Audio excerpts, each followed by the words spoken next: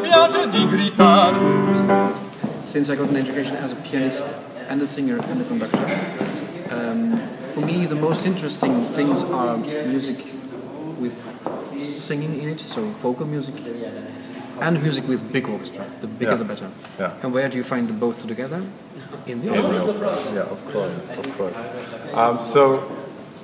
We've already established that you very much enjoy it here. Are there some challenging things to your job that perhaps the average person wouldn't think about that you have to deal with on a day-to-day basis? Yes. Well, the first thing is when. First of all, what do you do in the house? Obviously, we've seen you play here, so you play for rehearsals. What else do you do in the house when you're not playing for a rehearsal? Well, I have to prepare myself to be able to play for rehearsals. Yeah. That means when the production starts from day one, the pianists already 3, 4, 5 weeks in front of it are starting themselves to get to know the notes and be able to play them. Yeah. So when you all start, we already have to be more or less perfect.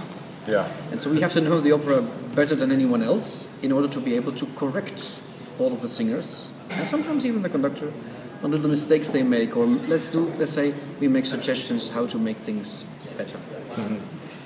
So with soloists, I imagine you would get a lot of big personalities in here. Do you find that you have to modify what you do with different soloists so that they can take it in a positive light, as it were?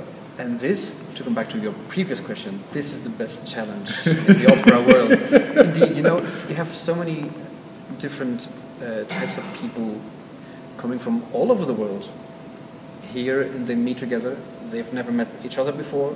So they are, in a way, let's say, trying to make a space for themselves, not to touch anybody else. In the same time, they have to play together. And then we are there telling them, Mr. or Mrs., do make this mistake or this. It's sometimes not easy. And I must say, to find the right psychology to get to them, this is the hardest bit. Yeah. And mainly since we, as the musical staff, we are the go-between, usually in between the director or the conductor and the singers. Mm-hmm. It can get so far sometimes that the singer refuses to talk anymore to the conductor or to the regisseur or vice versa. So you become the messenger, as it were. Absolutely. So we get often during the last rehearsals that the conductor, whilst conducting the rehearsal, shouts at us, "Does somebody please finally want to say to the soloist he should sing an A instead of a B?" Instead of stopping the rehearsal himself and saying, "Mr. or Mrs., why don't you sing the right notes?" No.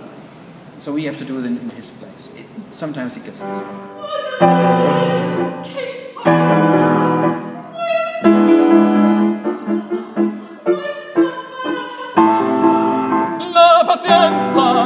La pazienza. Oh, niente. Not in verità. Not in verità, in verità. Yeah. So how many hours a day would you say you practice on average?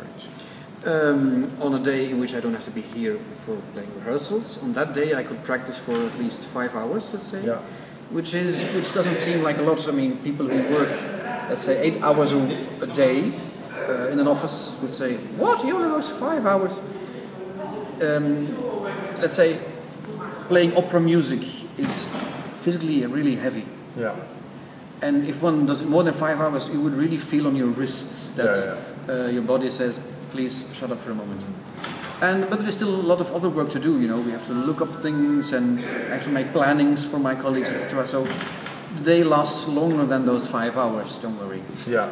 So as a repetiteur, do you play exactly the notes that are on the page, or do you make the sound bigger to sound like an orchestra, add in more bass notes, or as your intuition inspires, or both of which you said now? Yeah.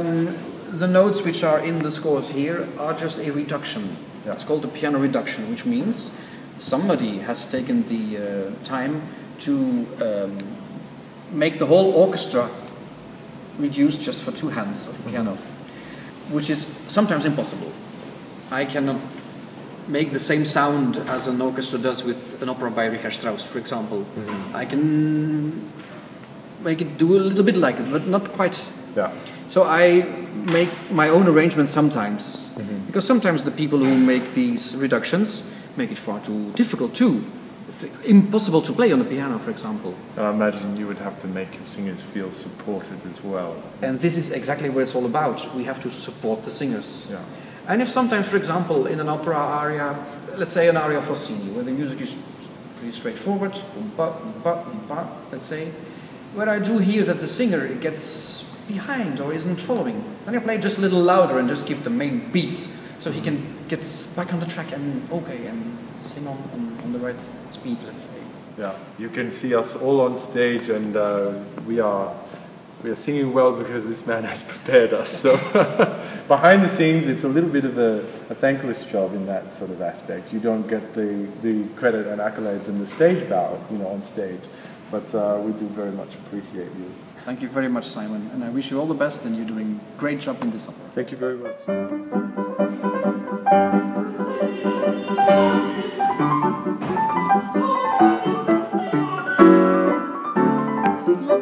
L'attenzione, a lei non vale, attenzione con lei non vale, Augusto è brontolare. Flemma, flemma, flemma, flemma, il sangue non ravello, nel cervello può montare.